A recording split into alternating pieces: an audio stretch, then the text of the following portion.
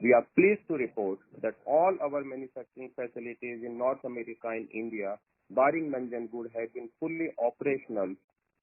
Further, Nanjangud operations have resumed from June 2020.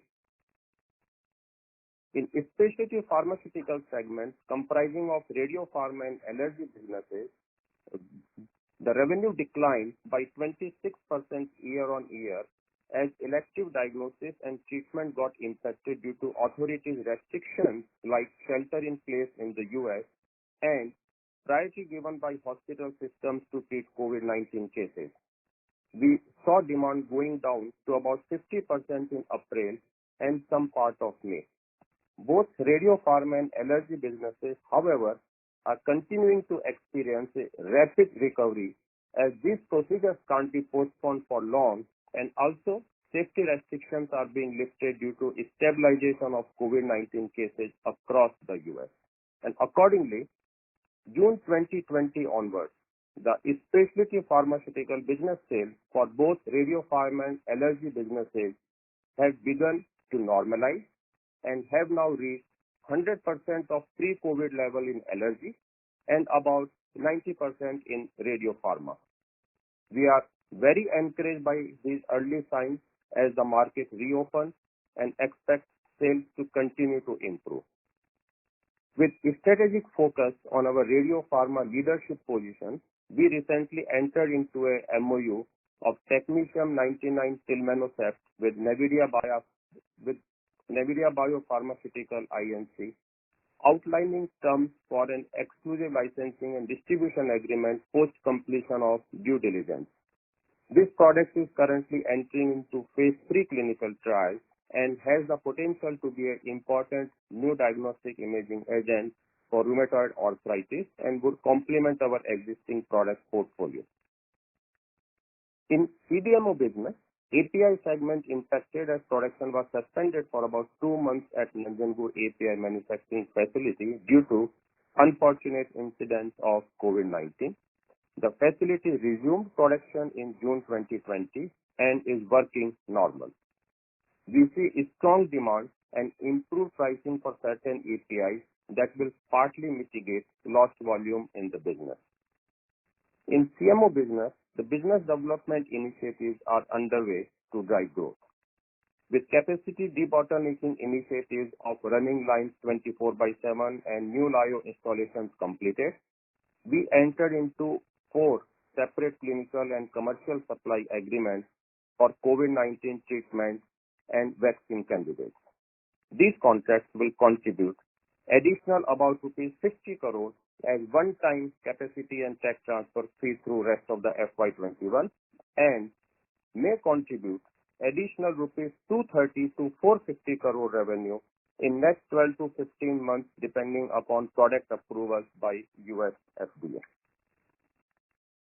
We are pleased with our generic business, which experienced a 9% year-on-year increase in revenue for the quarter driven by certain key products in the US market. We remain confident of continued growth in this business. As mentioned by Mr. Shyam Bhartia, we launched Remdesivir with brand name Jubiar in India and other countries during the first week of August. We are working to further scale up capacities to support the high demand of the medicine in India as well as other 126 licensed countries. EBITDA for the quarter was rupees 179 crore as compared to 330 crore in Q1 FY20. We continue to execute on our strategic initiatives across the businesses and expect substantially better performance in the remaining 3 quarters of FY21, which is subject to pandemic situation. And coming to regulatory compliance status of our Roorkee dosage form and Nanjangud API manufacturing facilities, the 2 sites have already completed remediation measures with respect to warning letter and official action indicated OAI issued by US FDA. The TGA of Australia during their inspection of both the facilities in November 19 verified the corrective actions regarding observations provided by FDA and Health Canada and awarded with highest compliant rating A1 good, which provides an assurance that our remediation efforts were effective. As a result of this successful TGA inspection, Health Canada, which had performed a joint inspection with US FDA of our Nanjangud facility in December 18, also converted non-compliant status to compliant status in November 19. We are confident that our remediation efforts and engagement with the US FDA will soon resolve the OAI and warning letter status of the two manufacturing sites. With this, I hand over to Rajesh to provide insight into LSI and DDDS business. Thank you, Pramod. Very good evening to all of you. I'd like to start by highlighting that despite the challenging market scenario due to COVID-19 pandemic, Life Science Ingredient business segment reported EBITDA of rupees 124 crore, which is 1.8% higher year-on-year and 4.8% higher quarter-on-quarter. Our EBITDA margin at 16.8%, which is 170 basis points higher on year-on-year basis and 240 basis points higher on quarter-on-quarter basis. I am pleased to inform that we continue to have normal operation at all our facilities without any disruption. I would like to thank all our employees for working diligently, following strict safety measures and new practices, aiding continuity of our regular business operations while continuing to serve our global customers. Our specialty intermediate business had minor impact in demand during beginning of Q1, which improved in the later part of the quarter. Business started production of hand sanitizer with the brand name Hands Together after acquiring all necessary approvals. We have started distribution to pharmacies as well as directly to hospitals and now to e-commerce platforms. Business is ramping up capacities and distribution network further. Our nutritional product business has shown strong revenue growth of 9% year-on-year during the quarter. Business performance was supported by the price recovery in vitamin B3 and other products from low levels in FY20. Pricing environment continues to be strong. I am pleased to inform you that our animal nutrition business has launched its first ever herbal product with brand name Levo Boost for our poultry uses under our umbrella brand of herbal products called Phytoseed, with targets to sell both in domestic as well as international markets. Further details can be obtained from our website. Levo Boost is based on 100% herbal ingredients and hence is expected to have increased demand globally. Further, the business is planning to launch one more herbal product during H2 FY21. Our life science chemical business witnessed mixed performance in Q1. Overall revenue is lower due to significant drop in acetic acid price, which is 20% lower year-on-year and about 10% lower quarter-on-quarter basis. However, margins have improved quarter-on-quarter. Ethyl acetate used in certain industry segments has faced lower demand during beginning of the quarter. However, acetic anhydride has seen higher demand as well as better prices. Acetic acid price has now stabilized while demand in all the products have improved and prices are stable. As mentioned by Mr. Shyam Bhartia in his opening remarks, Life Science Ingredients business also generated healthy cash during the quarter by optimizing net working capital. We are continuing our efforts towards generating healthy cash flow and reducing our net debt during FY21. Overall, Life Science Ingredients segment Q1 FY21 revenue was rupees 737 crore as compared to rupees 805 crore in Q1 FY20. We expect LSI business to achieve close to double-digit growth in revenue and significant growth in EBITDA and higher margins and a very healthy cash generation in FY21. Now coming to our drug discovery and development solution segment, DDDS business continued to deliver healthy performance during the first quarter, driven by strong demand in drug discovery services business from biotech companies, from integrated services and functional chemistry. The business has healthy pipeline of new contracts and customer acquisition. Q1 FY21 revenue increased by 26% year-on-year to rupees 60 crore, and EBITDA increased by 85% year-on-year to rupees 16 crore. To meet growing demand in this segment, the business has committed investment to double the chemistry research capacity, which is expected to be commissioned by Q1 FY22. In our innovative therapeutic business, we are working on more than 6 programs to deliver precision medicines focused on both first-in-class and validated but intractable targets to address unmet medical needs in the area of oncology and autoimmune disorders, with potential to fast-track promising assets from discovery to clinical stage. For our LSD1 and SDA6 dual inhibitor program, we are targeting IND filing by end of FY21 and start phase 1 clinical trial in first half of FY22. For our PAD4 program, we are targeting to complete IND enabling studies in H1 FY22 and start phase 1 clinical trial in H2 FY22. With this, now I hand over to Alok to discuss the financials. Thank you, Rajesh. A very good evening to everyone, and I thank everyone for taking out time and joining us on our quarterly earnings conference call. I would like to highlight the company's financial performance during the quarter ended June 30th, 2020.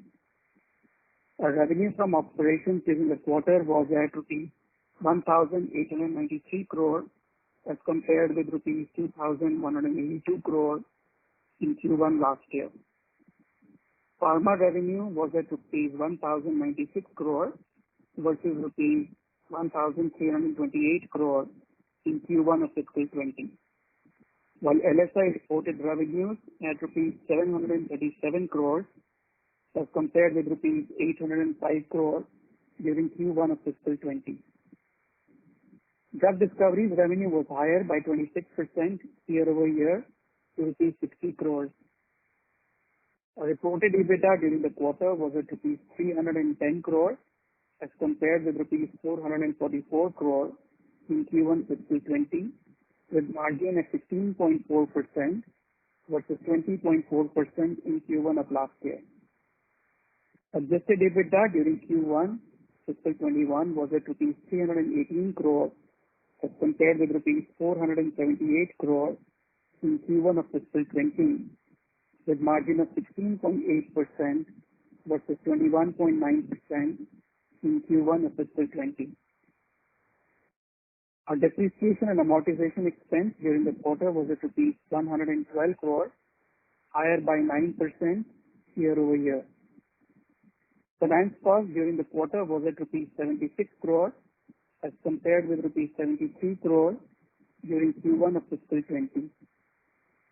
Our average blended interest rate for Q1 fiscal 21 was at 5.95%, of which rupee loans were at 7.88% and foreign currency loans were at 5.14%. Profit after tax during the quarter was at rupees 88 crore as compared with rupees 185 crore in Q1 of fiscal 20. EPS for Q1 fiscal 21 is rupees 5.53 per share. The company's net debt on a constant currency basis stood at rupees 2,913 crore, a reduction of rupees 343 crore as compared to March 31, 2020. We have improved our cash position during the current quarter and expect to generate healthy operating cash flows during the year to further reduce our debt levels. Had the company's demerger been effective as of March 31, 2020, company's consolidated net debt of rupees 3,228 crore as of that date would have been split as rupees 2,203 crore for pharma business and rupees 1,025 crores for LSI business. The actual net debt split would depend upon the change in net working capital and debt repayment by the time of demerger. The effective date of demerger would be on filing of the NCLT order with ROC. Our capital expenditure, excluding R&D capitalization for the quarter, was rupees 71 crore, and for fiscal 21, it is expected to be around rupees 500 crore. Before I conclude, I would also like to provide an update on our reorganization proposal. After filing the composite scheme of arrangement with the BSE and NSE stock exchanges, we received no objection letters from both the exchanges in January of 2020. Post this, the company had filed application for approval of the composite scheme of arrangement with National Company Law Tribunal, Allahabad Bench. On August 8, 2020, the company arranged an NCLT convened meeting of shareholders, secured and unsecured creditors of the company at its Gajrala facility for voting on the composite scheme. I'm glad to mention that the equity shareholders, secured creditors, and unsecured creditors of the company have approved the proposed composite scheme of arrangement with the requisite majority, and the same has been mentioned in the scrutinizer report dated 8 August 2020, which has been filed with the stock exchanges. With unlocking underway, we expect NCLT to function at normalized levels, and we expect the reorganization to get completed during December to January timeframe. With this, I would like to conclude our opening prepared remarks. We will now be happy to address any questions that you may have. Back to Aman. Sure, thank you very much. Ladies and gentlemen, we will now begin the question and answer session. Anyone who wishes to ask a question may press star and 1 on their touchtone telephone. If you wish to remove yourself from the question queue, you may press star and 2. Participants are requested to use handsets while asking a question. Ladies and gentlemen, we will wait for a moment while the question queue assembles. Anyone who wishes to ask a question, they may please press star and 1.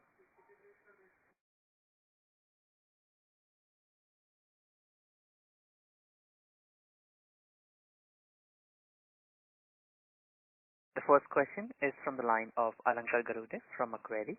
Please go ahead. Yeah, hi, good evening everyone.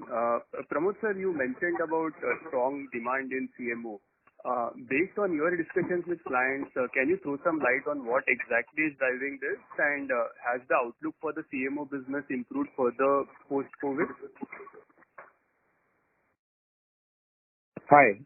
So, as I mentioned that we have been debottlenecking our CMO to get more throughput, and we have completed all those initiatives, including operating both the lines 24/7 and installing of the additional lyos. Now, these additional capacities have come at a very right time, because I mentioned that we have already entered into 4 contracts for COVID-related treatment and the vaccine candidates. And of course, vaccine candidates are subject to FDA approval. But if that happens, we will be running the plant on 100% capacity. Okay, and in general, if I just exclude the contracts, the 4 contracts you mentioned for the COVID side, other than that, for the rest of the business on CMO, are you seeing any tailwinds currently? So on the CMO products, we really didn't see impact due to the COVID-19 situation. So as per the CMO demand would have been good, but because of these COVID-19 candidates on treatment and the vaccine side, that demand has further gone up.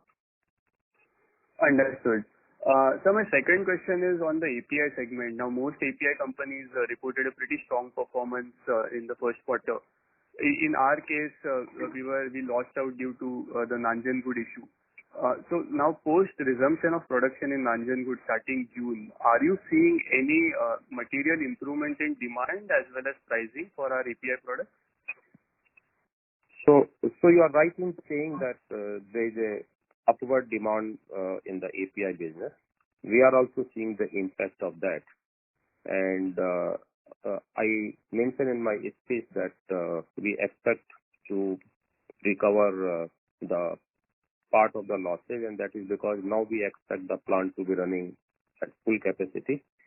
we have the demand of the product. We also expect a better pricing. So overall, in the rest of the 3 quarters, we expect API to be performing very well.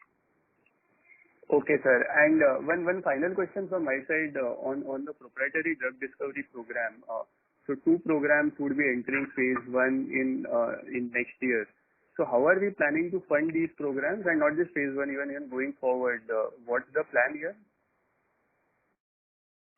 Rajesh? Mr. Bhatia will respond to. Yeah, I think we are planning to.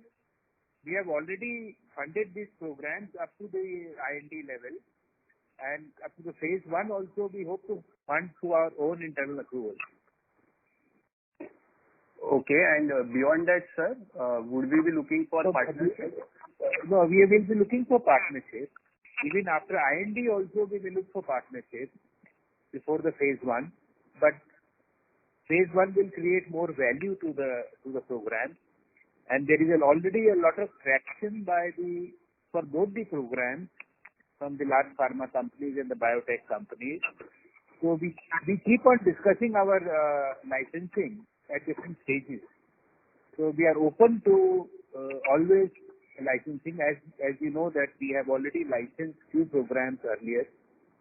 So we are already in touch with large pharma companies and biotech companies for licensing. But we keep on advancing our program as we are very confident of a good value creation after IND. Understood, sir. That's all from my side. Thanks and all the best. Thank you. Any participants who wish to ask a question at this time, they may please press star and 1. The next question is from the line of Vishal Manchanda from Nirmal Bang.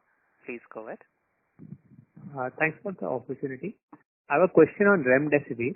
So just wanted to know whether we are manufacturing this in-house or we are outsourcing it to third parties, and what is the capacity that we have on this? So the manufacturing of key starting materials and the API is in-house. The manufacturing of formulation is within India. And we have the capacity available as of now. And as I mentioned in speech, we are also ramping up, and we will have capacity of this more than almost double of what we have in another about 1.5 to 2 months time. Okay. And we are seeing very strong demand from India as well as from the other countries for which we have licenses. Okay. So basically, since we have limited distribution reach in India, because we don't have a branded business as large as some of the peers who are marketing Remdesivir, so how are we reaching out to the hospitals? So is it through our own sales force, or is there something else that you are doing too? So both. We have our own sales force. We have the IBP business, the Indian branded pharma business, which we have been developing from the last few years, as well as we have done the distribution tie-ups. And with that, we are already placing the entire production, and we have the demand more than that. Okay. Could you share a number as to what is the current capacity in terms of number of vials that you can, number of doses that you can do in a month? So the current capacity is about close to 200K, and it will be more than double very shortly. Okay.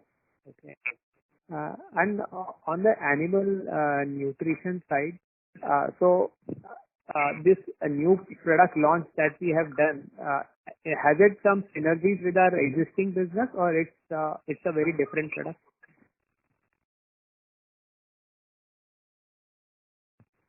Vivo Boost, the product that we have launched in the animal nutrition side. Rajesh? Hear me? No, I can answer it. This product is for animal nutrition. We sell choline chloride, so it has similar impact So is sold to the farmers only, the same way we sell other nutrition products. You said it is choline chloride. Is that right? So, No. yeah, and the advantage is it is herbal in origin, so it could be attractive to some of the customers, not only in India, worldwide, that it has good impact on productivity. So, so it is part of our range that we have added to. Okay. And just on the CDMO business side, any guidance on what kind of growth can we look for in FY21 over the FY20 base?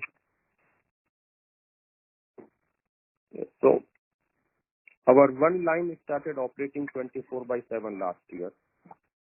So when I said that we were debottlenecking capacity by about 32%, so some growth had come last year. And the balance entire growth will be coming this year because other line started operating 24/7 as well as the Lyo. So the Lyo got installed in the last quarter and other line started operating 24/7 towards the fag end of the last year. Okay. And plant is running at full capacity.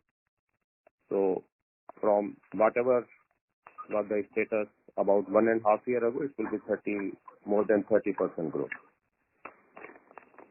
Okay. Thank you. That's all from my side. Thank you. The next question is from the line of Amit Goela from Rare Enterprise. Please go ahead. Yeah, hi. Thank you for the opportunity. This question deals with the Radiopharma business. See, in the balance sheet which came out for the last year, it showed in the subsidiary that the distribution company for Radiopharma is losing a fair amount of money, like apparently about 200 odd crores. So when do you plan to break even in this operation? Because it will make a very significant difference to the profitability and margins. So just if you could throw some light on that. Yes, so Pramod again.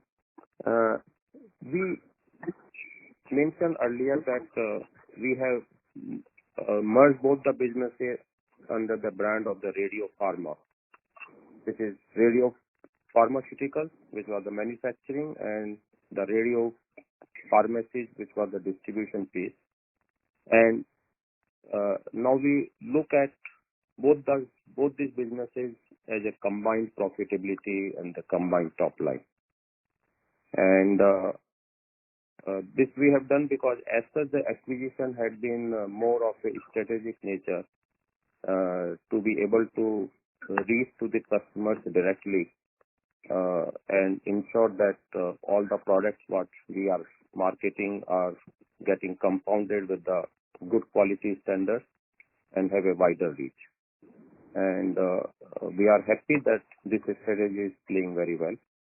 And this, like the deal which we announced about the Navidia, is the part of such initiatives where we will be able to bring more and more of the products which are innovative or new to the US geography, and we bring them and take them through the same channel and reach to the wider patients. No, so Pramod, I understand that you are reporting the business together and it's a strategic business. It's part of the business. I have no questions on that, or I think it's a good strategy. Just that since the balance sheet came out separately, you were just wondering like how long will it take for this operation or for the extent of losses to come down, because they'll make a significant difference to the profitability of the Radiopharma business. So as such business we are growing, we have been mentioning that we are planning to increase our customer base. We are planning to increase the network of the pharmacies. We are doing some remodeling in the pharmacies to make them much more efficient in terms of operational efficiencies and the quality. And those initiatives are on track. We are We are implementing that. So the standalone profitability loses its meaning once you have clubbed the businesses and start seeing them together. I'll take this. I agree with you that the standalone profitability loses meaning, but the combined business also, if the losses come down in this, the profitability of the combined business will go up quite a bit, no? Yes. So in the combined business, you are right. As those losses goes down, overall combined profitability will go up. And that's what our guideline also says, that this business is very strategic to our entire portfolio. And we have a strong R&D pipeline in this business, which will continue to launch the product. And in this business, the profitability as well as top line will continue to grow. Plus, as the Rubifil continues to do well. So overall, we are adding the products in this business. We have our own the network of the distribution, and we continue to invest in this business. Okay. Thank you. Thank you. All the best. Thank you. Thank you. Thank you. The next question is from the line of Tushar from Motilal Oswal. Please go ahead. Good evening, everyone. Just on the Radio Pharma business again, we've seen some of the states in America where the cases are rising again. So any impact on the business likewise, or are you seeing any which case the recovery into the Radio Pharma segment? So these are called the elective diagnosis, but ultimately you can't postpone them for long. And that's the reason that though in the month of April and May, the demand had gone down quite low. I mentioned in my speech almost 50%, but it quickly came up in the June itself. It was at about 80-85% level. And now we are already seeing it close to 90%. So when this number of cases of the COVID-19 in US started going up again, in that phase we didn't see the impact. We didn't see negative impact on this demand, and the demand continues to build up. And we are also seeing that more and more imaging centers and the hospitals are now accepting these elective diagnosis, the patients, and hence we are hopeful that the situation will continue to improve. Of course, this pandemic should not deteriorate much materially from here. And so that was on the sales outlook. But with this COVID cases, social distancing and all, so are you seeing the effect rising on this business, which would have some, let's say, till COVID scenario eases out, will have impact on the margin? So impact on margin we have seen so far only related to the lower volume. We have not seen any pressure on the prices, and as such in this business the prices are governed through the long-term contracts. I was referring to the increased cost at managing these facilities in terms of supplying the reagents and all. No, in terms of the facilities, we don't see any impact on the operational efficiency. I have mentioned that all the facilities in North America, even during the peak of the COVID-19, had been operating as normal. Just on this debottlenecking exercise in CDMO and then getting 4 contracts, while you have given the revenue outlook, just a clarity, would this be also like a kind of a pharma EBITDA margin where we have currently, or it will be higher, lesser than that, as and when it comes subject to approval? Yeah, so I think you can safely assume that these businesses have been contracted at a prices better than what our current products are. So if these products get approved and we make more additional number of batches, and they will be at higher margin. And sorry if I'm dragging this, but just in FY21, any timeline like third quarter, fourth quarter you'd like to highlight? Yeah, that's what the entire world is waiting for. That when the vaccine gets approved. So in terms of timing of that, I have the knowledge and information as good as yours. But yes, everyone is waiting. It should get approved at the earliest. And the announcements are already being made in US that at least one or two vaccines should be available in the last calendar year quarter of this year. Understood. And for those vaccines, are you the only, I mean, I'm sure now that given the kind of global requirement it is, there would be like more than one manufacturer who would be associated for this product, or if you could just give some light there. So any vaccine which gets approved will be required in the millions and the billions of the doses. And no sterile manufacturing facility has that much of the capacity.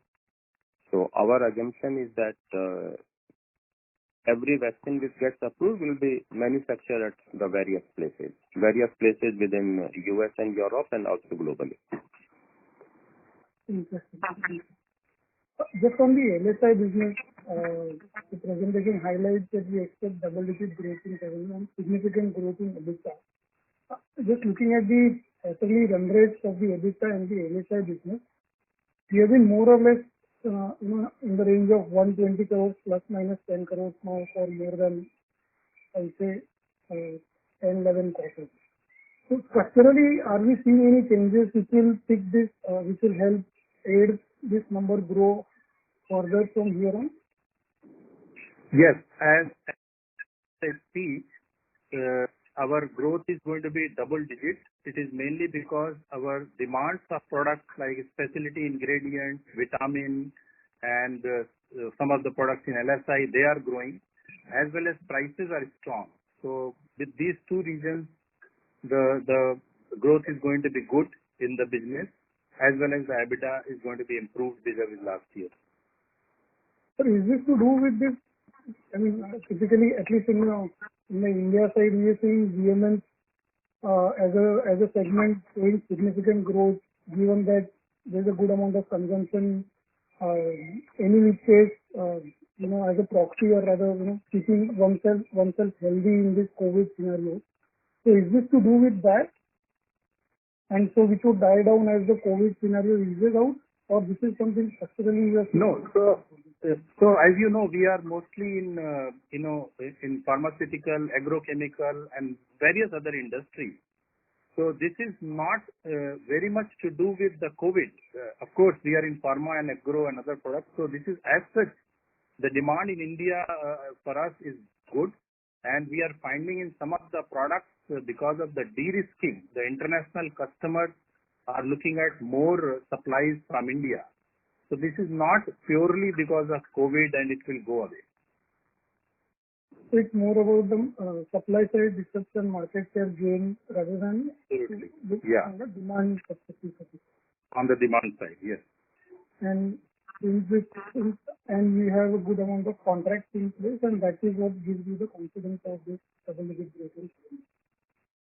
In this business, we don't have long-term contracts, but yes, we do annual contracts, quarterly and half-yearly like that. So we have good traction and we can see that inquiries are increasing. So we have better traction in the business. All right. Thanks a lot and all the best. Thank you.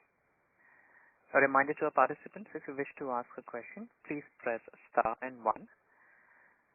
The next question is from the line of Rakesh Jhunjhunwala from Red Enterprises. Please go ahead. So my first question is that your debt reduction in last year, you reduced about 525 crores of debt. And this year, first quarter, you reduced 340 crores. And you're holding large cash balances. Any reason for this? For the significant reduction in debt, and why are you holding such large cash?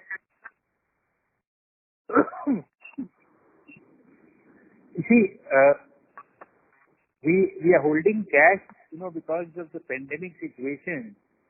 Initially, we were very much particular of the fact that there can be any reason for fund requirement. But as we move forward, we are keeping some cash but paying off debt. Right. No, and why there is significant reduction in debt in this quarter of 343 crores as compared to only 500 crores last year? So there is a cash generation this quarter, and we kept our working capital cycle low, and also improvement in the overall EBITDA in the LSI business. My second question is the CDMO business, the contract, is sort of a contract business. Yes, CMO business is doing well also. Right. No, my question is that was very much affected in the first quarter, because in that business the revenue should be equal in all the quarters. No? Because that is a sort of a contract manufacturing, contract research business. That's right. So therefore you are subject. Yeah. So you are very badly affected in the first quarter, I think, because everything was closed. I think we should come back very well in the second and third quarter. Should it not? Yes. We have also made a commentary that in fact the rest of the quarter the business is going to come back very strongly. Okay. Thank you, sir. Both our business and including drug discovery and service business. Thank you. I know you said one thing about that you have done some contracts, some contracts in the CDMO business, in the, what do you call that, injectable manufacturing. I didn't understand that. What have you done that? Promote them. Yeah. So this is a sterile injectable facility where we do fill and finish of sterile vials in the liquid form as well as in the lyophilized form. Right. So most of the pharma companies who have sterile products, they do the formulation and then either they give us the intermediate or they ask us to formulate and fill and finish it into the vials in a sterile environment and supply. So for these 4 contracts which we announced are for COVID-19 treatment and the vaccine candidates, where with 4 different pharma companies the contracts have been done, who will supply us either their API or the formulated product, and we will fill and finish that into vials and supply it back to them. So that's our contract manufacturing of sterile injectables. So it is not certain. What do you say? Sorry, sir, what are you saying? Please. So those 4 contracts are for doing fill and finish operations of those pharmaceutical products, COVID treatment or vaccine candidates in a sterile environment. And that's our contract manufacturing business. No, but that business is certain, or it will come only if the products are approved. So I said that we already have received some capacity charge and tax transfer fee. And as product goes through the clinical trials, phase 2 and phase 3, for that also they require those batches. So they will manufacture those batches at our place. If the product gets approved, then the demand of those products will be many times more. And since we just debottleneck the capacity, so our all that additional capacity gets filled up, and we expect that at least if 1 or 2 products gets approved, we will be running our plants at full capacity. And what is the approval cycle period of, how much time will it take for approval? So right now, many of the vaccine development programs are ongoing at the various stages, and the assumption is that at least 1 or 2 products should get approved within this calendar year, and a few more should get approved early next year. That means if it gets approved, we'll get a major boost to that business.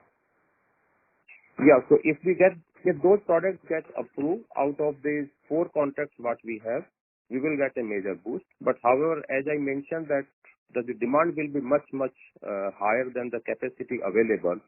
So even when other vaccines will get approved for which we don't have CMO, but wherever they are getting manufactured, those products will be getting pushed out from there. So overall, within the sterile injectable space, there will be capacity crunch.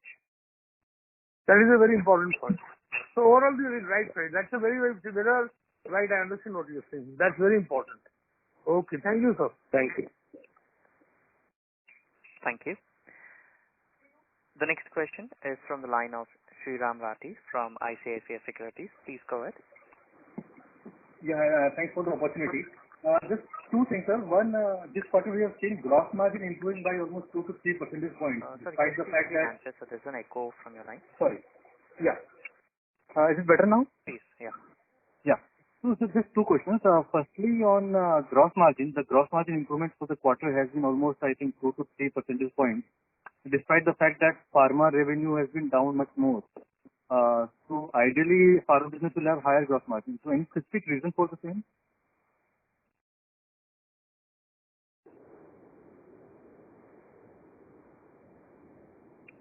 This is a mix of pharma, LSI, and drug discovery.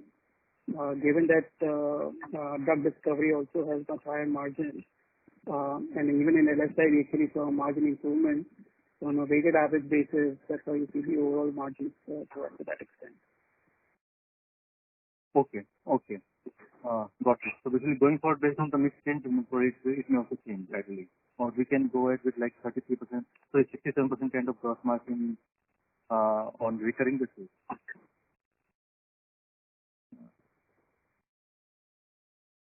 Sorry, I didn't get the question. Sorry, no, I'm just saying that this gross margin is something which we can expect it to be sustainable going forward also on overall basis.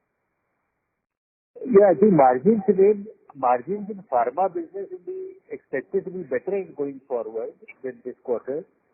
And as Rajesh said, our life science ingredient business is also having a better margin going forward. And other businesses also very strong like drug discovery services. Okay, got it. And so secondly, just a bookkeeping question. I mean, since we are expanding the capacity in CMO, so what kind of capex we should expect this year?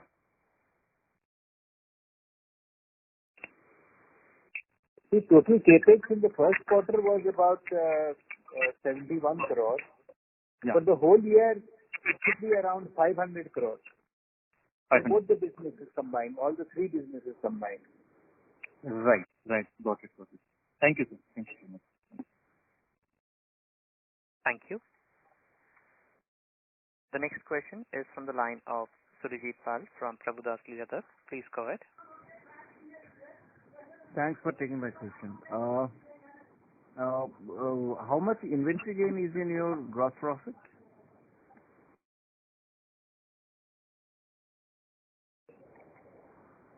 How much? Inventory gain because of Forex? We have to calculate this and come back to you. I don't think so there will be foreign exchange gains this quarter because of inventory. Second question is your capex, which you have given guided around 500 crore. Is it including your intangible assets or? Including our? Intangible R&D? Yes. So how much that will be intangible and how much will be your non-intangible capex? We'll come back to you on that separate calculation. Okay.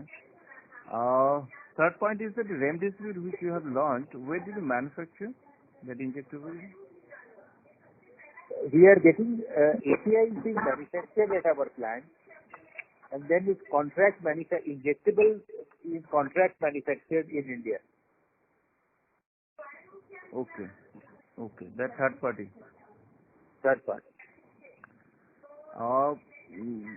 You have launched your remdesivir and you have also launched generic of vildagliptin. What is your proper plan for domestic formulation going forward? How much revenue we could expect or growth we could expect out of that, or is it just one-off? So for the remdesivir, as I mentioned that we have a very good demand as of now. In India, the COVID-19 cases continue to increase. Even there is a demand from those other 126 countries. So whatever capacity currently we have, that is getting sold, and we are also increasing capacity. No, I was just asking, what is your midterm plan for your domestic formulation, because you have launched into important molecules. Yeah, we are in cardiovascular and diabetic segment, and quarter on quarter we are increasing our growth there. And how many people are there? What is your capex plan in that? How many launches are there for next 2-3 years?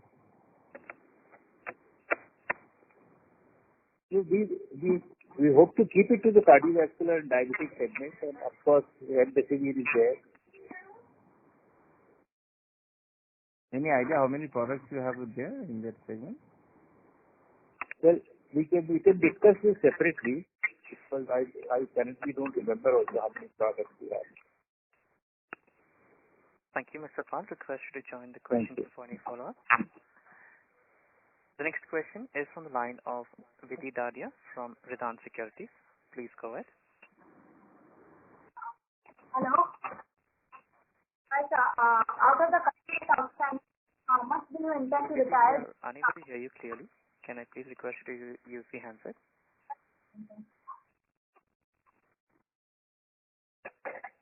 Am I audible now? Yes, much better. Please go ahead. Right. So apart from out of the current debt outstanding, how much of it do you intend to retire during the coming quarter? And apart from the current cash generation, we already have a cash balance of 1523 crores. So apart from, could you give us the number? As we said that we continuously quarter on quarter will evaluate debt retirement at the earliest as we generate more cash. Any rough estimate, sir? Well, it's difficult to give you at this moment of time.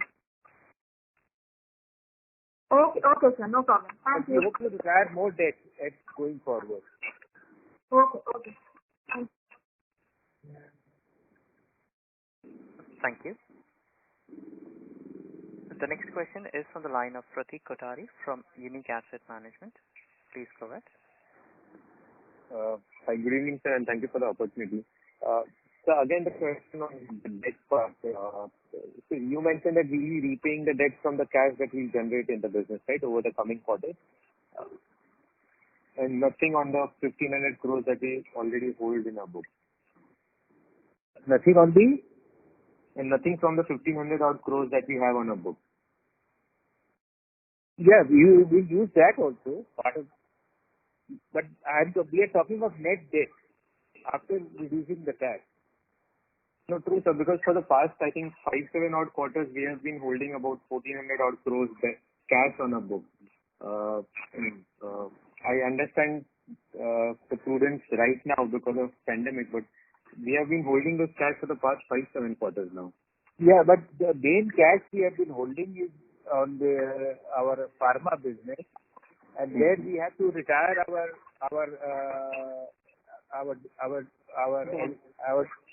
bond in going forward. So that is why we hold cash to retire our bond.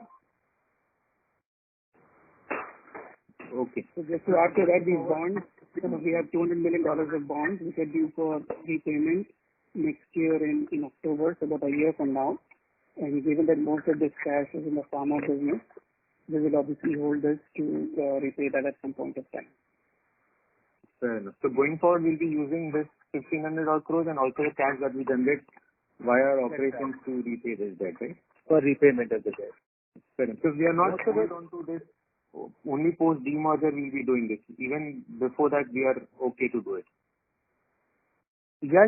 You see, but the demerger is likely to be completed by December, January. Fair enough. No, fair enough. Sure. Thank you, Karan. All the best. Thank you. Thank you. The next question is from the line of Pawan Teja from Moltech. Please go ahead. Hello. Hi, sir. Can you hear me?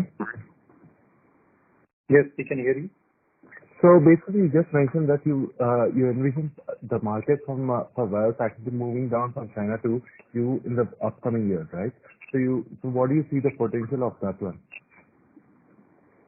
So we are seeing the positive traction in fresh inquiries of custom manufacturing products and also the products which we are producing right now. And those inquiries we are planning to convert into business as soon as possible. Okay. So do you have any kind of an estimate as to what do you think like a potential growth over there for the next upcoming quarter? Like in LSI business, I have already mentioned in my speech the overall outlook that this year growth we will try to do close to double digit growth.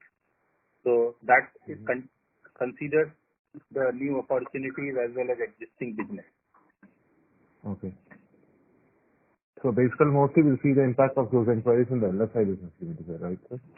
No, I'm sure pharma also will have inquiries in pharma business.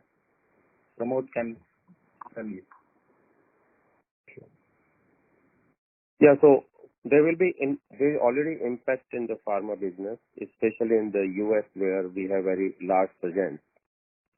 During the pandemic, there were issues on the availability of many of the products which had a dependency on China or the other countries outside US, and the entire administration is now making efforts to make supply chain of the US pharmaceutical products much more resilient. So there we see opportunities. We have a very sizable presence in the US in the manufacturing, as well as we have this backward integration in India on formulation side as well as the API side. So that positive impact will be seen in the businesses in the quarters to come. Oh, so just a follow-up question on this. So do you envision like other countries also to follow up in this suit, or how do you think of that one? So Indian pharma industry is one of the largest player in the generic market in the US, and they have been to some extent competing with China. So any movement in the US to de-risk them from the China dependency will be beneficial to Indian industry. Okay. And within the Indian industry, then the player like us who are already having a large presence and the setup will get more benefit. That sounds perfect, sir. Thank you. Thank you. Ladies and gentlemen, that was the last question. I now hand the conference over to the management for their closing comments. Thank you, and over to you. Thank you. This is Shyam Bhartia. Thank you everybody for joining this call. I hope you all and your family be safe. Thank you. Thank you.